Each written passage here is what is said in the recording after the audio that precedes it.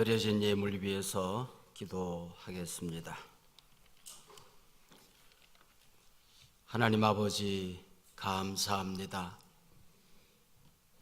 이 지역 주의 몸된 교회들이 연합하여 하나님의 은혜를 사모하며 이 어려운 위기의 시대에 우리가 먼저 말씀 위에 굳건히 서야겠기에 겸손히 주 앞에 엎드립니다. 선포되는 말씀 한 톨도 땅에 떨어지지 않게 하시고 신비에 새겨지게 하시고 심령 옥토에 떨어지게 하시고 지금까지 맛보지 못했던 신비한 은혜가 100배의 열매로 맺혀질 수 있도록 도와주시기를 원합니다. 하나님 아버지, 우리가 섬기는 교회가 아니고 연합집회지만은 하나님 앞에 드리는 정성으로 예물을 봉헌합니다. 무리의 식물을 도로 던지라 도로 거두리라 말씀하신 약속의 말씀을 믿습니다. 이번 교회에 저들이 은혜의 주인공 되게 하시고 기도 응답의 주인공이 되게 하여 주시옵시고 간증의 주인공이 되게 하여 주시옵시고 하나님, 세상 만방의 복음을 증가하는 정인의 삶의 주인공이 될 수 있도록 주여 도와주시기를 원합니다. 이제 말씀 듣겠사오니 하늘문을 여시고 합당한 말씀으로 저들을 변화시켜 주시옵소서. 예수님 이름으로 기도하옵나이다. 아멘. 귀신을 만난 교인이 있었대요. 그러니까 머리끝이 쭈빗서면서 앞이 깜깜해지더랍니다.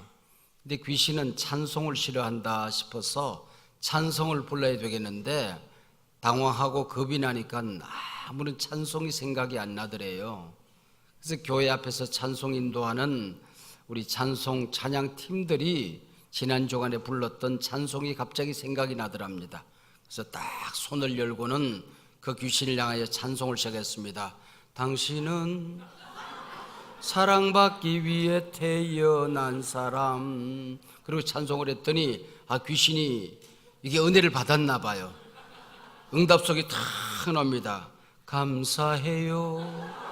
깨닫지 못했었는데 내가 얼마나 소중한 존재라는 걸. 그리고 싹 사라지더랍니다.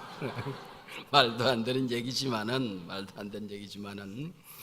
우리 한 사람 한 사람이 얼마나 소중한 존재인가 하는 겁니다. 철없는 시절에 우리 아버지, 우리 어머니, 내 가까운 사람들이, 나를 사랑하는 사람들이 무심코 던졌던 말 한마디, 친구들이 나를 놀렸던, 장난삼아 했던 그런 말 한마디, 학교 생활의 왕따 경험, 또 사랑했던 사람의 배신 경험, 이런 것들이 인생의 돌이 되어서 영혼의 그릇이 박샤 깨진 사람이 있는가 하면은 내가 얼마나 소중한 존재인지를 몰라서 아직은 깨지지 않았지만 개밥그릇으로 쓰임받는, 그래서 그런 사람들을 보면 말이 개밥그릇이에요. 말이 개밥그릇이에요. 하나님 앞에 예배를 드리는데 예배에 정성이 없어요. 그 예배에 감동이 없어요. 예배도 적당히 정말 표현하기 죄송하지만 개밥그릇처럼 기도하고 찬송하고 우리가 신앙생활을 할 때가 있다는 것이다. 왜 그래요? 영적인 자존감이 무너져서 그런 거예요. 영적인 내가 얼마나 소중한 존재인가. 지금 내가 기도 한마디 하는 것, 내가 지금 찬양하는 것, 거룩한 손을 들은 것, 내가 한마디 하는 이 말이 예언의 능이 있어서 그대로 이루어진다는 사실에 대한 믿음이 없어서 그런 거거든요.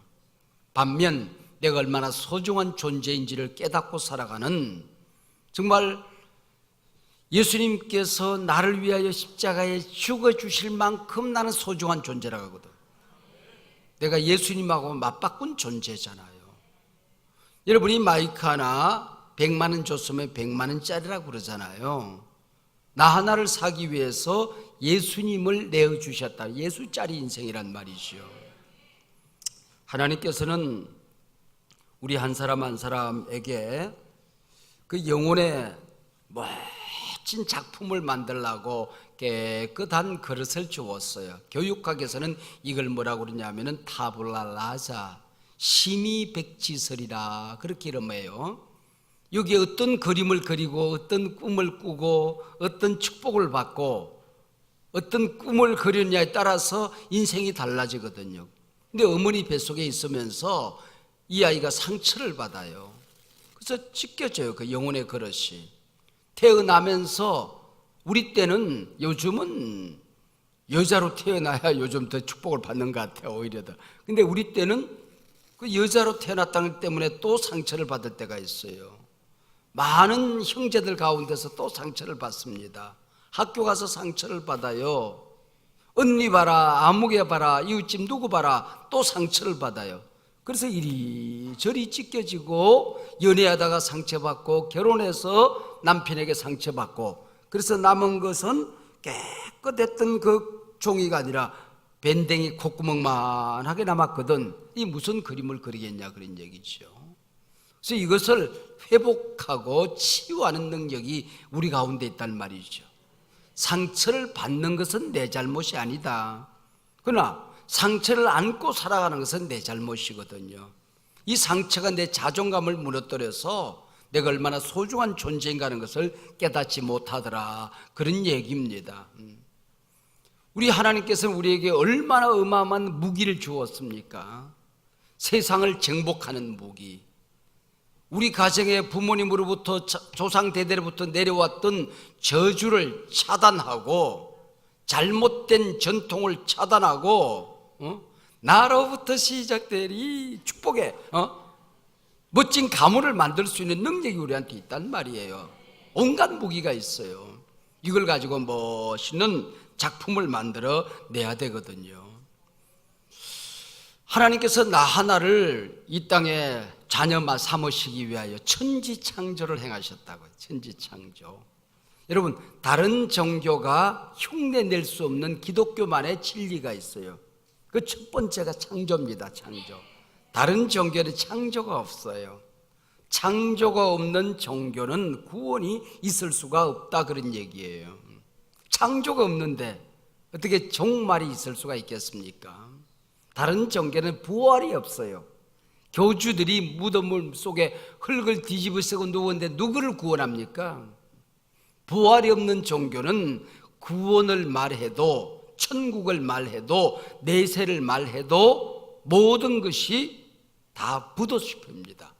그래서 기독교만이 창조가 있고 기독교만이 부활이 있는 겁니다. 그래서 만약에 우리 기독교가 종교라면 다른 모든 종교는 종교가 아니에요.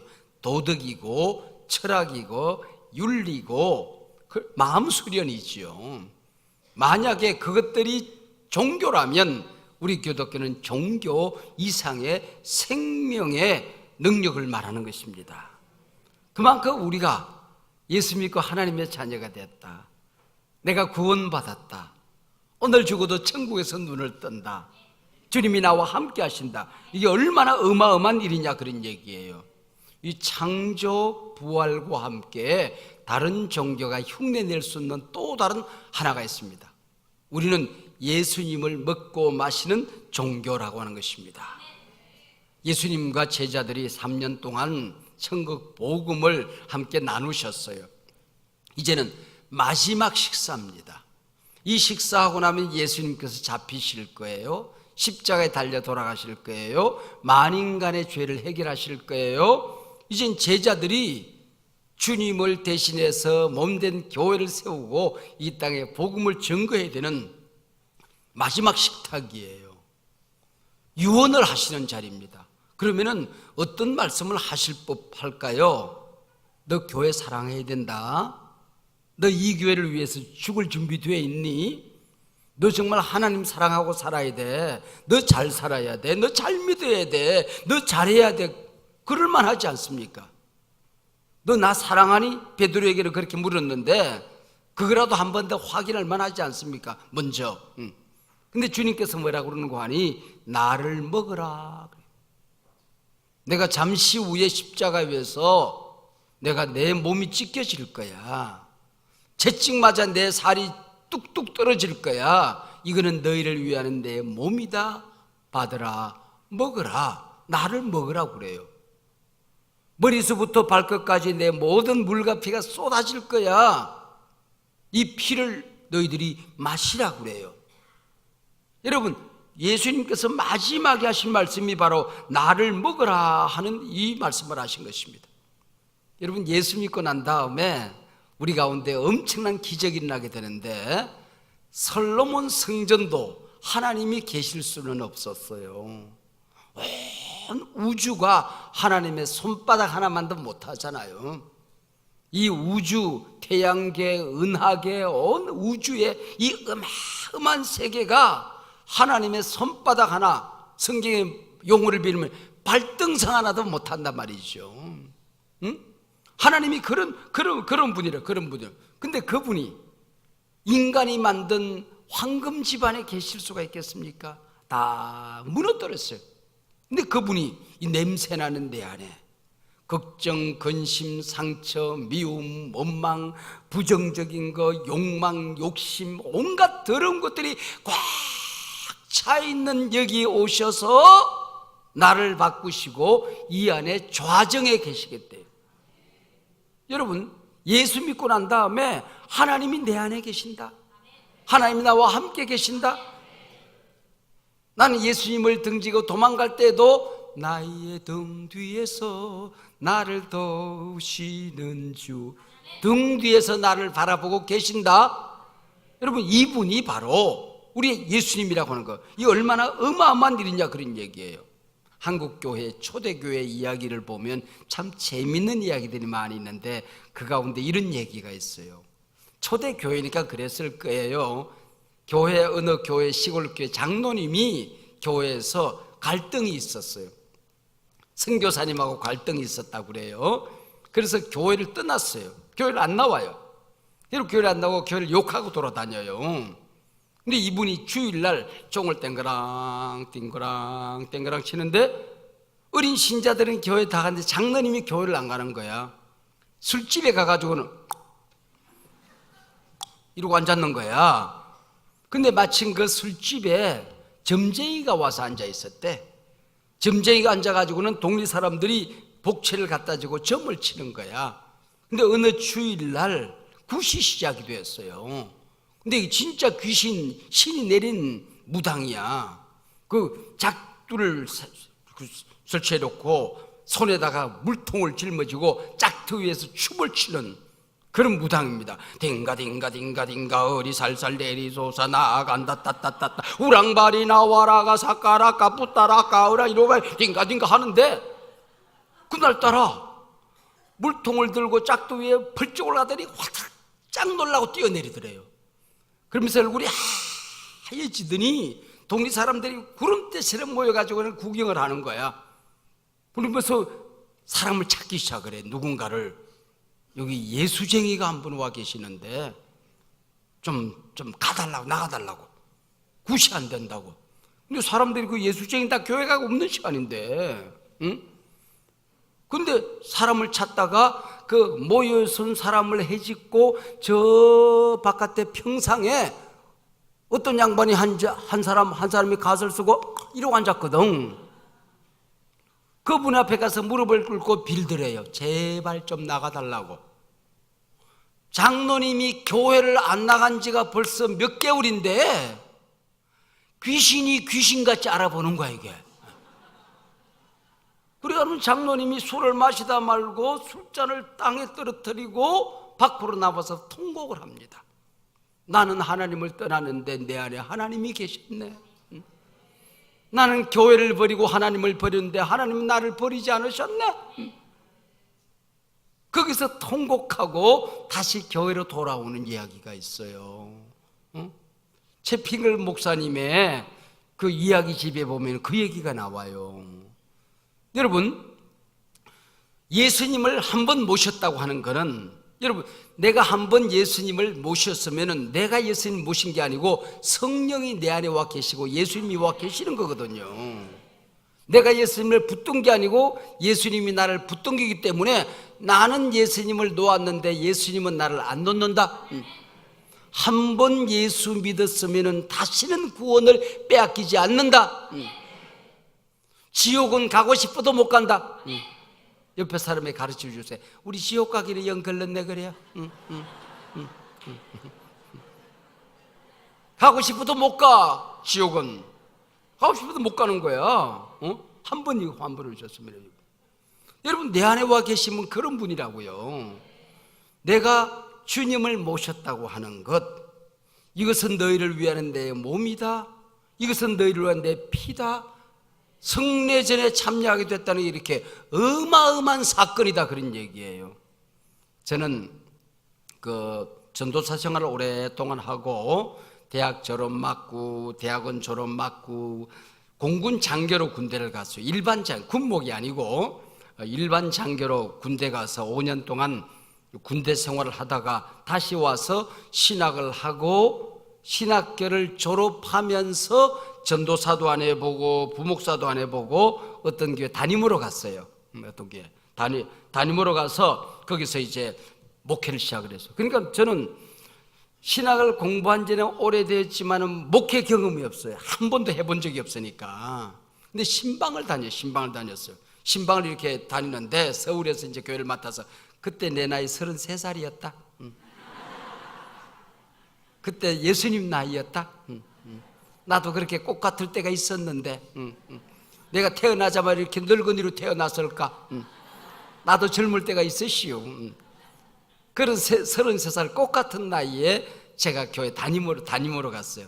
그래서 동리 가운데 큰 도로가 있고 이쪽으로 1동 이쪽으로 2동 그랬어요.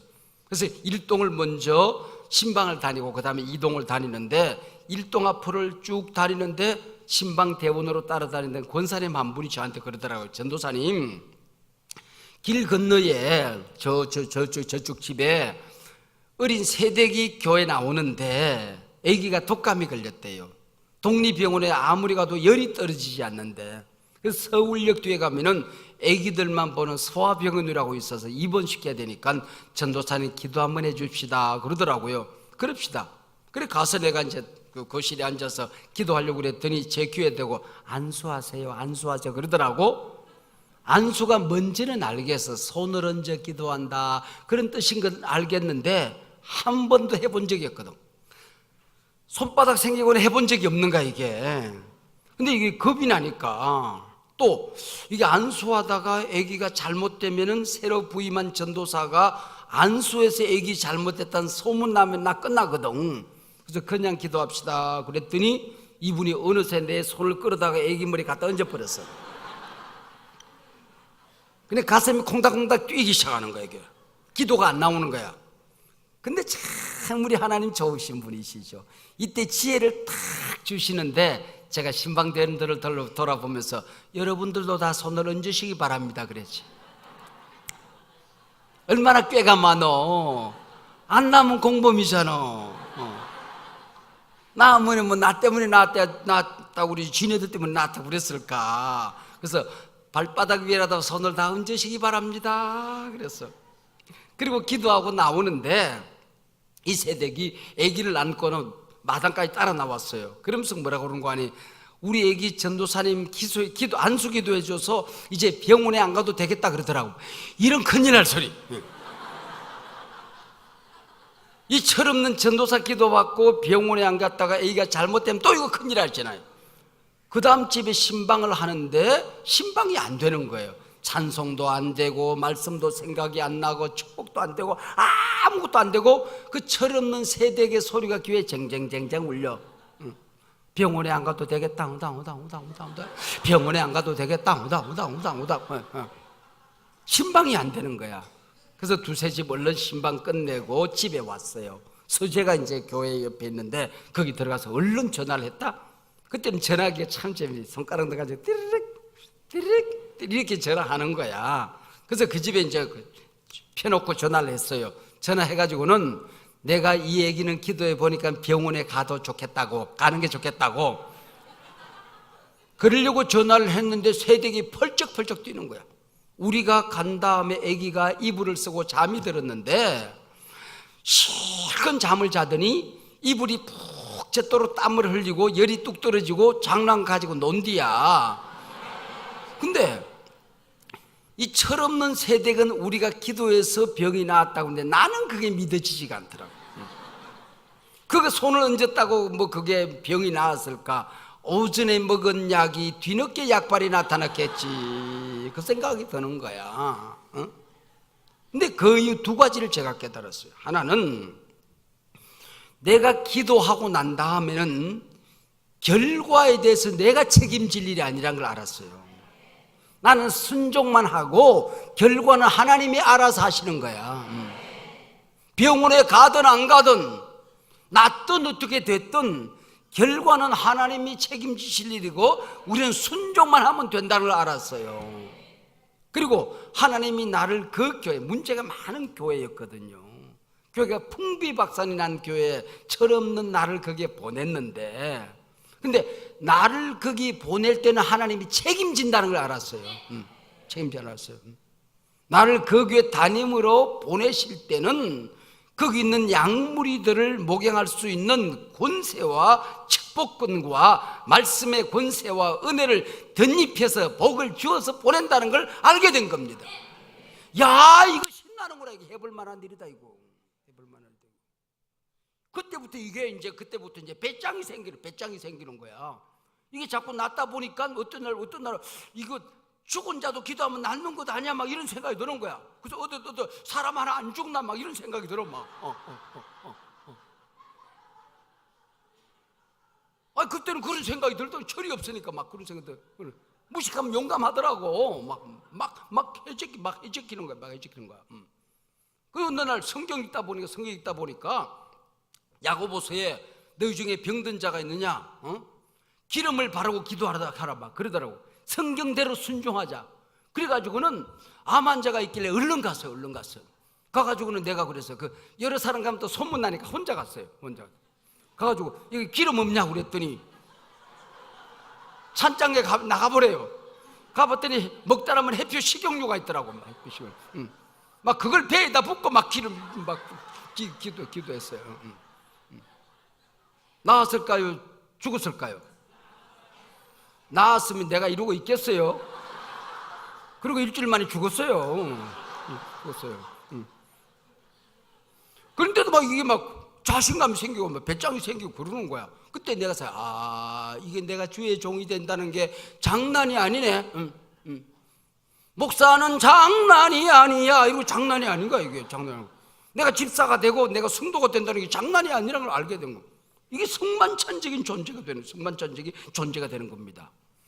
이 성만찬을 준비를 하는데 참 재밌는 단어가 나옵니다. 예수님께서 제자들이 예수님께 물었어요. 오늘 6월절 만찬을 어디 가서 준비할까요? 그랬더니 마을에 들어가 봐라, 동네 들어가 봐라. 그게 아무가 있을 거다. 옛날 번역에 아무개가 있을 텐데 그 개에게 부탁을 해봐라 그래요. 근데 이게 아무라고 번역된 이게 우리말로는 번역이 잘 안 돼. 근데 우리말에 기가 막힌 이 말이 하나가 있어요. 그 호남 방 가운데 그 시기가 있어요. 그 시기. 그 뭐 황산벌인가 보면은 그 박중훈이가 막 시도돼. 그 시기 가지고 그 시기에 불어 막 그 시기 무대는 그 시기로, 그 시기 무대는 그 시기로, 그 시기에서 그 시기 하자, 그 시기 해부르자 막 이러잖아요. 근데 다 알아들어. 그 호남의 문중에 그 어르신이 주례를 하다가 그러더라고요. 오늘 그 시기 집안에 그 시기하고 그 시기 집안에 그 시기하고 그 시기하게 됐는데 오늘 그 시기 한 다음에 그 시기 하면 그 시기 하게 될게요. 그 시기 해보라. 근데 그게 온 사람이 다 알아듣는 거야. 이게 알아듣는 거야. 여기 보면은 아무란 말이 나오는데 이게 그 시기야. 그 시기. 정확하게 데이나라고 하는 말인데 정확하게 그 시기입니다. 여러분, 우리가 우리 안에 성령이 계시다는 걸 사탄이 알아요. 우리가 주님을 얼마나 사랑하는지 내가 그 시기라고 하는 것을 우리 예수님이 아신다니까. 목사님이 우리 여기는 연합회니까 그렇지만은 교회 붕괴를 하게 됐어요. 누구 보고 강사 접대를 하라고 그럴까? 그리고 기도하면은요 머릿속에 그 시기가 싹 지나간다. 참 미안하지. 교회에서 무슨 잔치가 있어. 이건 누구한테 맡길까? 그런데 그 시기가 왜 지나가요? 여러분, 교회 그 시기가 많아야 돼요. 예수님께서 6월절 만찬 어디서 준비할까 그랬더니 그 시기한테 가서 데이나에게 가서 준비하라 그렇게 이름해요. 여러분, 이게 주님의 복음 잔치를 준비하는 사람이 있단 말이죠. 그렇게 준비를 해요. 그런데 똑같이 주님의 제자인데 12제자 가운데 가룟유다라는 제자는 이 성찬을 계기로 해서 버림을 받아요. 이 성찬을 계기로 해서 11제자는 순교자가 되고 초대교회 기둥이 되는 것입니다. 이게 갈림길이에요. 이 어마어마한 사건을 가운데 두고 구원과 버림받음이 갈라지게 되는 거야.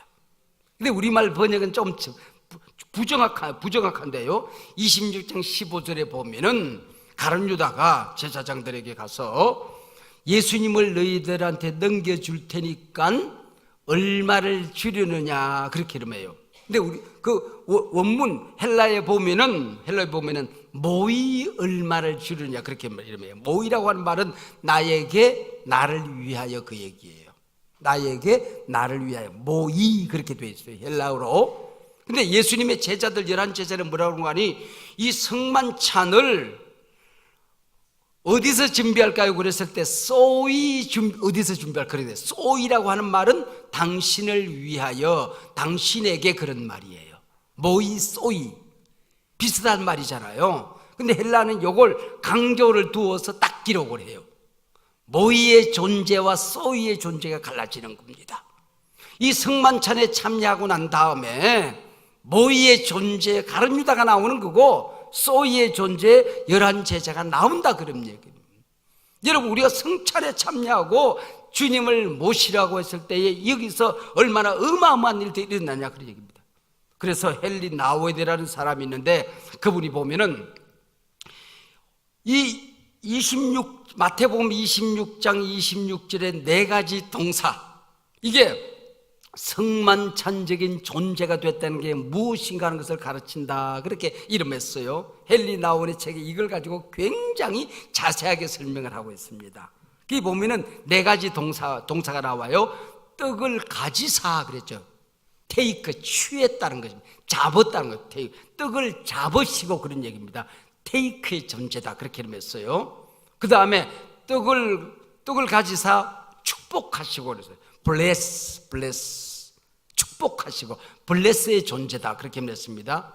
그 다음에 떡을 떼어 break 파괴했다는 것입니다. 미리 잘라 놓았다는 것입니다. break give 주시다. 이게 take bless 그리고 break give 이 4가지 동사를 우리가 평생 기억하고 살아야 하는데 이 take가 뭔고 하니 여러분, 떡을 우리가 준비를 할 때에 어떤 떡을 가지고 성찬을 합니까? 1번 비싼 떡, 2번 맛있는 떡, 3번 좋은 제과점에서 나온 떡, 4번 최근에 막 구워낸 떡. 여긴 답이 없어요. 여러분, 그냥 손으로 잡으셨다는 것입니다. 이 세상에서 내가 맛있어서 선택받은 게 아니라는 거야. 잘나서 잘생겨서 선택받은 게 아니라는 거야. 내가 비싼 존재라서 선택받은 게 아니라는 거야. 내게 주님이 기뻐할 만한 어떤 행함이나 공로가 있어서 선택받은 게 아니라는 거야. 내 속에 어떤 선택받을 조건이 있는 게 아니라 공로가 있는 게 아니라 자격이 있는 게 아니라는 겁니다. 그냥 취하신 것입니다. 할렐루야. 이게 은혜가 아니고 무엇이냐 그런 얘기죠. 무조건적으로 내가 주님이 나를 선택하셨다고 하는 것입니다. 그래서 우리는 감사할 수밖에 없는 거예요. 생각할 때마다 감격이 있는 거죠. 그리고 주님이 나에게 일을 맡길 때는, 직분을 맡길 때는, 교회를 맡길 때는 그 일을 감당할 수 있도록 bless 축복하셨다. 그리고 나한테 엄마가 되고 아빠가 됐으면 자녀를 축복할 수 있는 축복의 권세가 나한테 있다는 말이에요. 이 손 안에 축복의 권세가 있어요. 목사님이 거룩한 손을 들어 축복하는 것은 하나님이 책임집니다. 이 강단에서 광고 하나도 주님이 책임집니다, 여러분. 우리 목사들 믿어야 된다는 말이에요. 이걸 믿어야 되는 거예요. 성도님들 이걸 믿어야 되는 거예요. 장로님이 되셨을 때 그냥 괜히 장로 된 게 아니에요. 감당할 수 있는 축복을 하나님이 하신 것입니다. 교사가 되고 찬양대가 되었을 때 여러분 찬양대 찬양하면 기름 부음이 흘러가도록 되어 있는 것입니다. 성령이 그 자리에 임재하도록 되어 있는 것입니다. 말씀 증거 전에 찬양을 통하여 이 자리가 성령의 도가니로 바뀌어지는 역사가 일어나게 되는 거예요. 노래를 잘해서가 아니란 말이에요. 여러분 이걸 우리가 믿어요. 이걸 믿어야 돼요. 여러분. 이게 나란 존재가 바로 그런 존재로 바뀌어지는 것입니다. 블레스 축복은. 그리고 내 물질, 내 시간, 내 은사, 이 모든 것들을 미리 잘라놓은 게 있는 존재라는 것입니다. 주일날 이거는 미리 잘라놓은 거예요. 내가 어찌할 수 있는 시간이 아니란 말이에요. 11조 미리 잘라놓은 거예요. 내 거 아니란 말이에요. 이거. 이 갈등이 있으면 믿음이 없는 거란 말이죠. 브레이크. 나란 존재는 이미 잘라서 지옥으로부터 천국으로 옮겨진 존재라는 것입니다. 이게 브레이크. 찢어 놓은 존재라는 것입니다. 그리고 세상을 위하여 몸된 공동체를 위하여 주어진 존재라는, 이게 헨리 나홀이 했던 얘기입니다. 그러면은 이 성만찬적인 존재가 될 때, 성찬에 우리가 떡을 먹고 잔을 마시고 주님을 영접했을 때에 우리가 어떻게 살아가야 되느냐, 그거는 왜 성찬식을 하느냐 하는 것을 알고 나면은 그 다음부터 내 존재가 얼마나 소중한 존재인가를 걸 알게 된다. 헨리 나홀이 그렇게 이름을 했어요. 1982년 페루라는 나라의 수도가 리마라고 하는 곳인데, 이 리마에서 전 세계 모든 교파의 신학자들, 대표적인 신학자들이 모여서 1년 동안 연구를 합니다. 연구를 신구약 성경을 연구하고 2000년 동안의 기독교 역사를 연구하고, 그러면은 교단들마다, 교파들마다, 교회들마다 성찬에 참여하는, 성찬을 거행하는 목적이 다르고 이유가 다르고 해석이 다른데, 우리가 성경을 연구해서 하나로 똑같이 만들어내자, 이걸 뭐라고 그래? 리마 문서라고 그래. 뱀문서라고 그렇게 이름하는데, 베프타이즘, 베프티즘, 유카리스트, 성만찬이죠, 미니스트리. 그리고 이게 우리가 이 뱀문서라고 하는데, 거기 보면은 5가지가 5가지. 우리가 예수 성찬에 참여하는 목적이 5가지고, 이 5가지는 내가 이 세상에 살아갈 때 내가 얼마나 존귀한 존재인지를 가르쳐주는 5가지 이유다, 그렇게 말씀입니다. 예수님을 모셨으면, 그리고 내가 교회 와서 예수님을 영접했으면, 내 안에 성령이 계시면, 내가 떡을 먹고 잔에 동참했으면 첫 번째는 감사입니다. 감사. 그래서 입을 열면 하나님 앞에 감사를 많이 하면 이게 존재가 달라지기 시작하는 거예요, 여러분. 그래서 우리가 하나님 앞에서 이거 달라고, 이것 주세요, 저것 주세요, 이것 주세요, 저것 주세요 하면은 주실 것 같은데, 우리 존재 자체가 이미 다 받은 거예요. 이 받은 존재이기 때문에 하나님 앞에 감사를 많이 하면 부어진다. 할렐루야.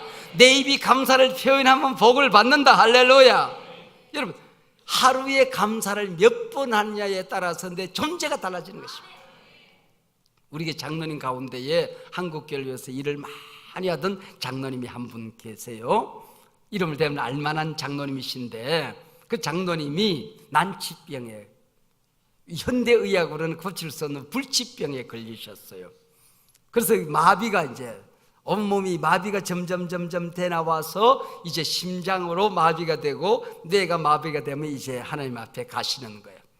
이 마지막 이제 이 장 기능이, 목 기능이 다 이제 마비가 되어서 목을 뚫고 이제 밥을 내야 되고 이제 그런 상황에 마지막 제가 예배를 드렸어요. 예배를 드리는데, 이게 내가 하나님 앞에 이렇게 충성을 했는데, 이렇게 신실하게 살려고 애를 썼는데, 새벽 5시에 일어나서 새벽 예배 드리고 밤 11시까지 한국교회에서 이렇게 불철주했던데 내가 왜 하는 생각이 들기 시작하는 거예요. 그래서 저랑 예배를 드리고, 하나님이 지난 시간 동안 당신을 통하여 이루셨던 많은 일들이 있지 않습니까? 당신과 함께 일했던 그 수많은 동력자들이 있지 않습니까? 그들이 당신 곁에 있었으니까 당신이 그 많은 일들을 감당한 것 아닙니까? 100가지 감사라는 글을 쓰세요. 말을 못해요. 오른손을 전혀 못 써요. 근데 딱 왼손 3개가, 손가락 3개가 이게 힘이 있어요. 왼손이 힘이 있어요. 그리고 머리까지 아직 마비가 안 되어서 머리는 청명해요. 딱 왼손 그리고 머리 청명이 남아있어요. 이것을 하나님이 마지막 거두어 가시기 전에 당신이 100가지 감사를 쓰세요 그랬어요. 그랬더니 쭉 예배를 드리는데 당신 죽을 거예요. 내가 그랬어요. 당신은 못 살아요. 죽을 거예요. 그 다음에 나도 죽을 거예요. 순서가 누가 먼저 앞장서고 뒤서는 것 뿐이지 같이 죽을 거예요. 우리 같이 만날 거예요. 당신이 남긴 책은 베스트셀러가 될 거예요. 당신 생애 속에 지난 세월 동안 살았던 그 인생 여정을 되돌아보며 하나님 앞에 또 당신 가족들에게, 당신 자녀들에게, 손주가 태어날 때 당신이 행복했던 그 순간, 한국교회 성교사 행복했던 그 순간들, 당신 주변에 있었던 동력자들, 그들에 대한 감사를 다 표현했어요. 글을 다 쓰지는 못하겠지만은 딱딱딱딱 몇 자 메모해놓고 나면은 당신 부인이 이제 마무리할 거예요. 그리고 책은 제가 발간하고 할 테니까 걱정하지 말고 책을 쓰세요. 지금 책을 잘 쓰고 있어요. 마지막 거. 이분이 하나님 앞에 설 때까지 100가지 감사를 쓰기를 나는 이제 기대하고 축복하고 기도하고 있는데, 여러분이 하나님 앞에 설 때 얼마만큼 감사를 남겼는가 하는 것이 승만천적인 존재의 과제라고 하는 것입니다. 두 번째는 우리가 승만찬에 참여하는 목적과 승만찬에 참여하고 나면은 기념이라고 해요. 기념. 늘 이것을 기념하라 그랬잖아요. 그러니까 결혼 기념일 그런 걸 말하는 게 아니에요. 여기 기념이라고 하는 것은 십자가 사건의 현재화를 얘기하는 거다 그런 얘기죠. 그러니까 2000년 전에 예수님이 십자가에 돌아가셨는데 오늘 내가 죽은 거래. 2000년 전에 예수님이 부활하셨는데 오늘 내가 부활한 거라고 하네.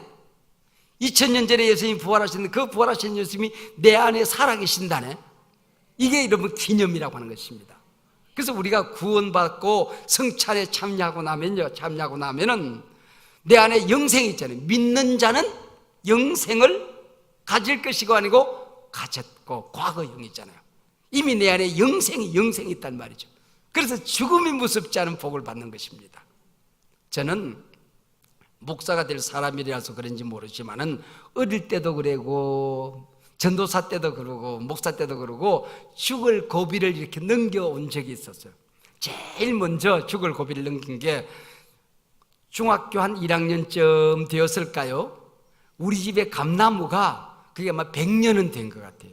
어른들이 둘 셋 이렇게 안아야 될 만큼 큰 나무고 밑에서 거목이 속은 다 썩었어요. 근데 그 키가 얼마나 큰지 제가 우리 동네 이름이 청림이 풀을 청자 서풀림자입니다. 그러니까 청림동인데 그게 나무가 울창한 나무가 굉장히 많은데 우리 집 감나무가 제일 컸어요. 감나무가 제일 키가 커요. 그러면은 홍시가 매달리는데 쫙줄 100년 된 감나무인데 홍시가 매달려요. 참 기가 막히죠. 그리고 꼭대기까지 홍시가 매달리는데 어른들이 밑에 있는 홍시는 따지만 위에 있는 홍시는 못 따요. 그건 내 거야. 배고플 때 올라가서 하나씩 따먹으면 돼. 학교 갔다 왔는데 마치 어른들이 별로 안 계셔요. 제가 올라갔습니다. 장대 끝에다가 주머니가 매달려 있어요.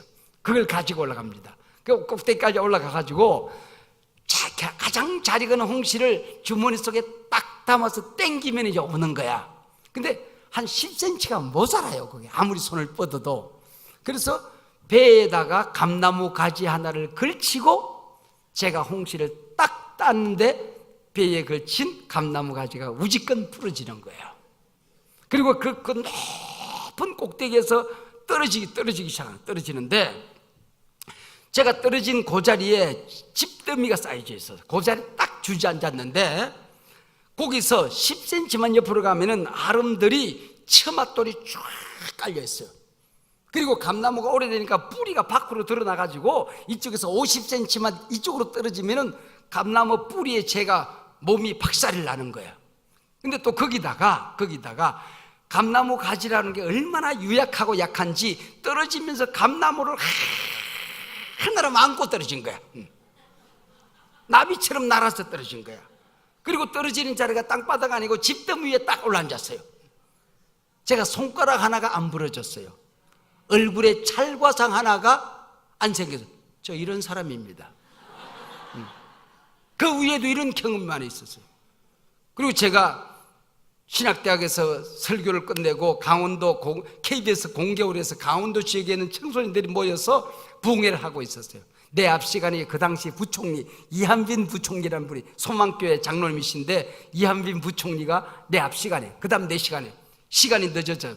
저는 운전을 못하고 제 아내가 운전을 하던 그 80년대 초인데 아내가 운전을 하고 막 가는 거야. 근데 시간이 늦었어요. 그래서 밟아 했거든요. 근데 강원도 그때 꼬부랑길이거든요. 꼬부랑길에 언덕에 올라갔는데 밟았는데 돌기 시작한 거예요.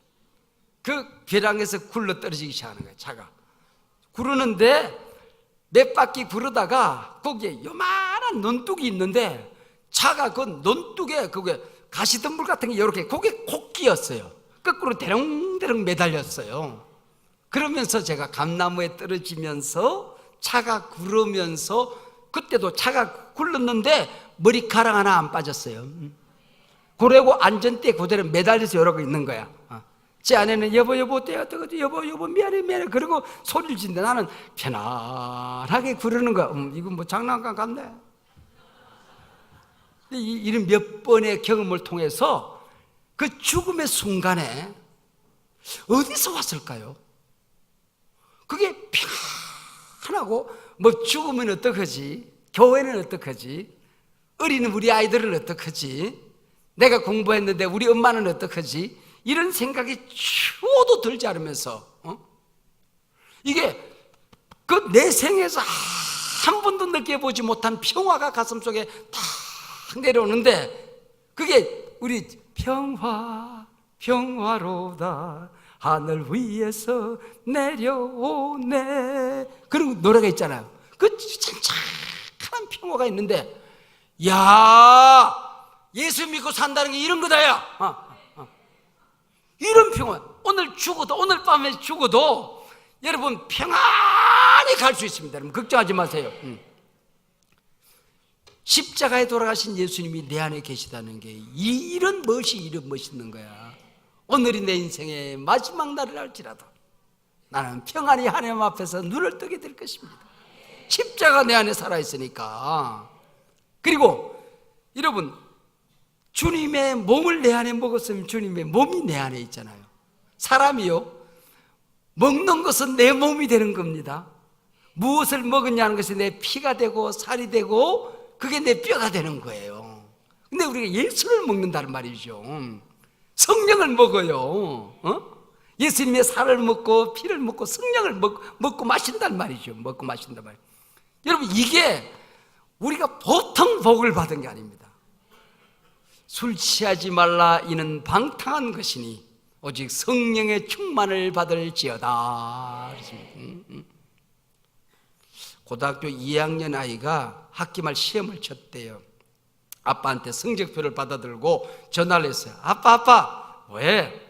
좋은 소식이 있어요. 뭔데? 이번 학기말 시험에서 평균 80점 넘었으면 저 20만 원 준다고 그랬죠? 그럼 20만 원 주지. 이번에 몇 점인데? 아니, 그 돈 아빠 쓰시라고요.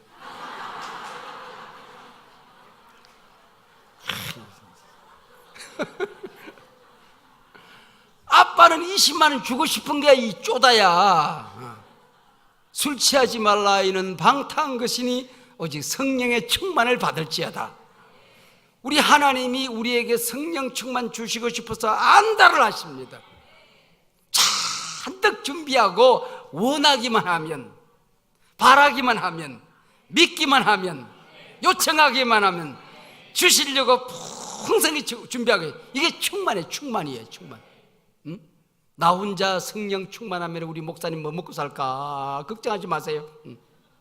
여러분, 지구상에는 모든 성도님들이 성령으로 충만해도 전 세계 인구가 바닷물을 썩었어도 1cm도 안 줄듯이 성령으로 모든 사람이 충만해질지어다. 할렐루야, 할렐루야. 말씀 들을 때에, 찬양할 때에 우리가 성령을 사모하는 이 마음이 굉장히 중요한 거예요. 저는 교회에서 찬양할 때, 우리 교회는 이제 간격이 좀 넓으니까 다 일어서서 찬양을 한 30분씩 찬양을 하거든요. 그럼 저는 항상 제일 앞에 서서 찬양을 해요. 제가 손을 잘 높이 듭니다. 네, 성령이 오시다가 키 큰 사람한테 다 걸리고 나한테까지 못 오시면 어떡하나 싶어가지고. 근데 그렇게 어린아이처럼 성령을 사모하는 마음을 성령 기뻐하세요. 제가 21세기가 되려고 하던 2000년 이 기다려지던 가을, 1999년 가을 6개월 동안에 전 세계를 다녔어요. 호주 힐성부터 시작해서 세들백, 윌로크릭, 갈버리 채플, 처치 안돌락, 그 다음에 전 세계에 있는 교회를 쫙 다니고 마지막에 싱가포르에서 이제 한국으로 돌아옵니다. 한국으로 돌아오는데 거기서 제가 야간 고등학교를 다녀서 그런지 제가 밤에는 영어가 들리는데 낮에는 영어가 도무지 안 들려요. 그래서 전 세계를 다니면서 영어도 한마디도 못했어요. 한마디도 못하고. 그리고 이제 다녔는데 그래도 성령의 임재가 내 속에 꽉 사로잡혀 있는 거예요. 비행기 안에서 우리 아내와 함께 오는데 한국 교회를 향하여 축복을 하기 시작합니다. 근데 고장난 수도꼭지처럼 눈물이 쫙 쏟아지면서 제가 성령을 환영하면서 기도했던 6시간 동안 기도했던 기도의 내용이 있어요.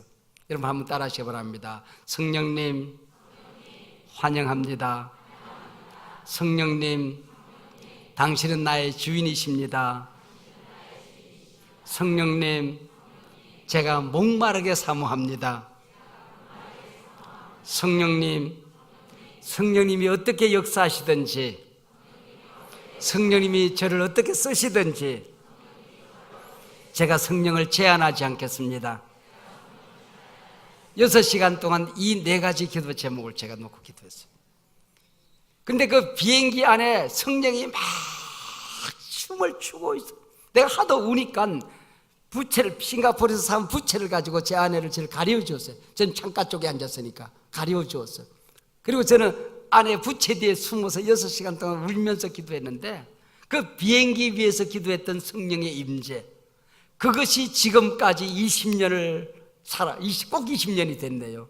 20년을 오면서 정말 저는 제게 오는 성령님을 한 번도 거절한 적이 없습니다.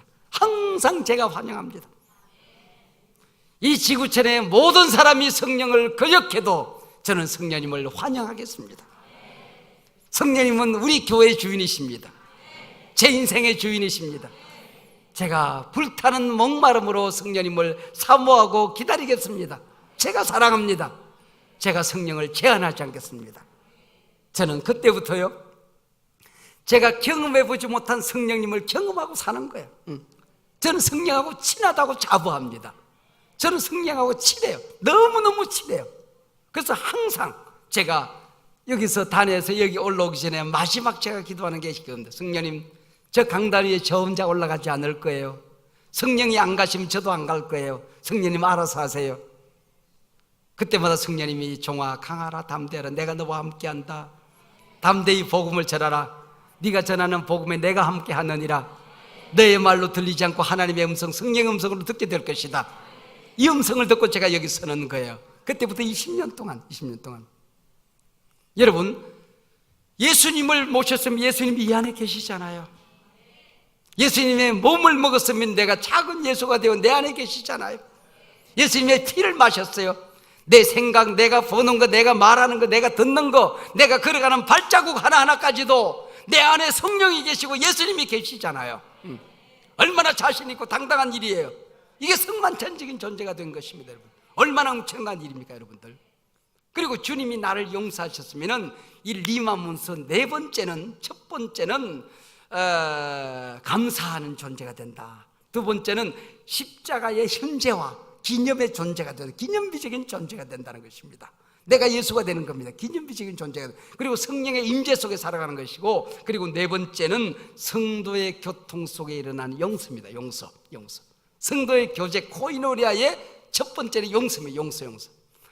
예수님이 나를 용서하셨으면 용서 못할 사람이 어디 있어요? 여러분, 오늘 밤에 여러분의 남편 용서하세요. 여러분의 부모 용서하셔야 돼요. 여러분, 자녀에게 상처받았다고 토라지지 마세요. 형제들끼리 토라지지 말라고요. 목사인데 토라서 가지고는 목사와 처갓집과 화장실은 멀수록 좋다 그러고 뒤에 앉지 말라고요. 목사님 가까이 앉으시라고요. 용서하시길 바랍니다. 목사님들을 말을 하는 사람에서 상처를 잘 줄 수 있어요. 용서하세요. 용서하셔야 돼요. 우리가 오늘이 내 인생의 마지막 날이라고 할지라도 항상 준비해야 될 게 있습니다. 나는 하나님으로부터 용서받았다. 나는 용서 못할 사람이 없다. 다 용서했다. 용서는 선택이 아닙니다. 명령입니다. 명령. 용서는 느낌이 아닙니다. 하나님의 명령, 하나님의 명령. 여러분, 용서할 마음이 있느냐 없느냐를 내가 선택할 수 있는 게 아니에요. 저 사람을 용서할까 말까 내가 선택할 수 있는 게 아니에요. 내가 예수를 믿을까 말까는 내가 선택해요. 내가 예수 믿었으면 예수님이 날 용서하신 것처럼 나도 그 사람 용서하고 살아야 되는 거예요. 그 사람이 나를 인정하든 안 하든 나는 용서를 선언하는 겁니다. 내가 그 사람을 용서 안 하면은 그 사람이 괴로울 거라고 생각하는 바보들이 많아요. 내가 너를 용서하지 않으면은 네가 괴로울 거야. 그럼 뭐라고 그러는 거 아니? 용서하기 위해서 뭐라고 그러는 거 아니? 쥐약을 자기가 먹고 상대가 죽기를 기다리는 바보와 같다 그랬습니다. 내가 용서를 안 하면서 상대가 괴로울 것이라고 생각하는 사람들은 쥐약을 자기가 먹고 상대가 죽을 것이라고 생각하는 바보와 같다 그랬습니다. 지가 쥐약 처먹고는 엄마 나 쥐약 먹었어 임마. 나 독약 먹었다니까 이 새끼야. 너 오늘 밤에 죽을 거야 이 새끼야. 나 쥐약 먹었어 이 새끼야. 누가 죽어? 상대가 죽습니까? 여러분, 용서하지 않으면 내 속에 병들어요. 내가 행복하지 않아요. 얼굴이 찌그러진다고요. 내가 찌그러지는 거예요. 여러분, 우리에게는 다 용서해야 될 사람입니다. 모든 사람에게는 용서해야 될 사람이 있는 거예요. 용서할 수 없을 만큼 가난한 사람도 없고 용서받지 않아도 될 만큼 부한 사람도 없는 거예요. 우리는 모든 사람으로부터 용서받고 모든 사람을 용서하고 살아야 돼요. 목사님께서 용서에 관한 설교를 했대요. 여러분, 용서 다 하세요. 목사도 용서할 사람이 있어요. 용서할 사람 없는 사람 아무도 없어요. 정말 용서할 사람이 없는 사람 손들어 보세요. 그랬더니 최근에 교회 나온 그 장로님을 따라오는 장로님의 아버지 96살이 말이야. 그 할아버지가 손을 번쩍 들더래. 그래가지고 목사님 기가 차서 어르신 나오시라고. 아니 그렇게 100살을 사시도록 용서할 사람이 없을 만큼 어떻게 그렇게 사셨습니까? 그랬더니 그분이 그러시더래. 다 죽었어요. 그래.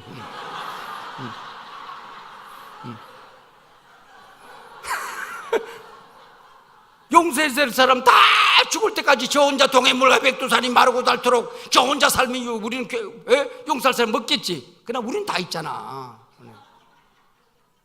여러분, 주님의 살을 먹고 피를 마신 자는 적어도 나는 용서받았다. 오늘 죽어도 나는 깨끗하다. 그리고 나는 용서했다. 그 사람이 나를 용서하지 않아도 나는 용서했다. 이겁니다, 여러분. 그리고 마지막에 이 식탁은, 이 떡을 먹고 잔을 마시는 것은 천국에서 예수님하고 한 식탁에서 밥 먹을 것을 약속받고 보증받는 겁니다. 교회라는 게 그렇게 소중한 곳이에요. 이 성찬을 나누는 교회는 그렇게 소중한 것입니다. 얼마나 멋진 것입니까, 여러분? 17년 동안 한반도 전역을 다니면서 잡초를 연구한 고려대학교 강병화 교수님이 계세요. 이분은 17년 동안 우리나라 전역을 다니면서 이 잡풀들만 연구했는데 이분이 찾아낸 풀이 45,000종입니다. 45,000종. 잡초를 연구하신 우리나라 최고의 권위자입니다. 그러니까 17년 동안 아무것도 안 하고 구석구석 농촌 산 꼭대기까지, 한라산 꼭대기 구석구석까지 잡초들을 찾아서 연구한 분입니다. 그런데 이분이 연구하고 난 다음에 잡초는 없다는 겁니다. 그분이 책에 잡초는 없다. 이름 모를 잡초야, 그런 거 없다는 거예요. 다 이름 있더래요. 그 잡초 이름 없는 거 다 소중한 이름들, 이름이 그렇게 이쁘더래. 예, 이쁘더래. 예.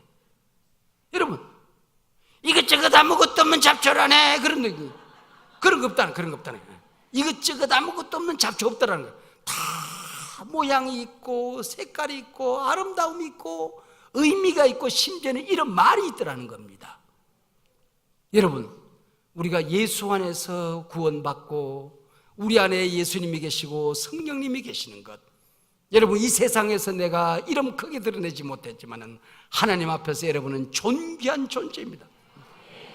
당신은 소중한 사람, 당신은 존귀한 사람, 이 세상에 하나뿐인 당신은 너무나도 소중한 사람. 할렐루야. 세상 사람들 눈에 보면은 이름 뭐를 잡초인지 모르지만은 생명책에 이름 적혀 있는, 오늘 내 인생이 끝나도 당당하게 하늘나라 생명책에 그 이름 빛나게 쓰여져 있는 멋진 이름입니다. 존귀한 존재입니다. 여러분이 하는 말 한마디 땅에 떨어지지 않습니다. 기도 하나 땅에 떨어지지 않습니다.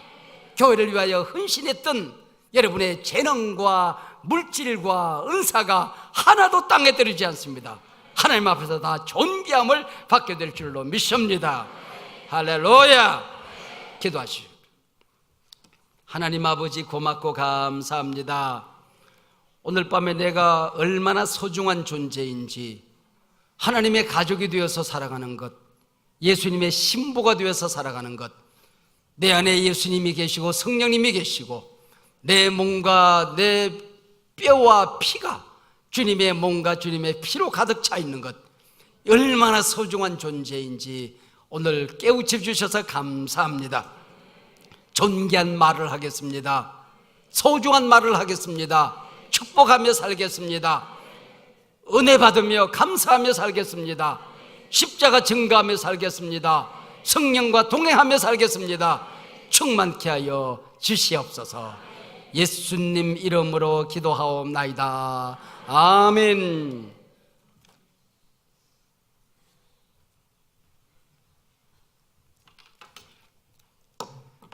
시간 너무 귀한 은혜 주신 우리 하나님께 다시 한번 감사의 박수를 드리겠습니다.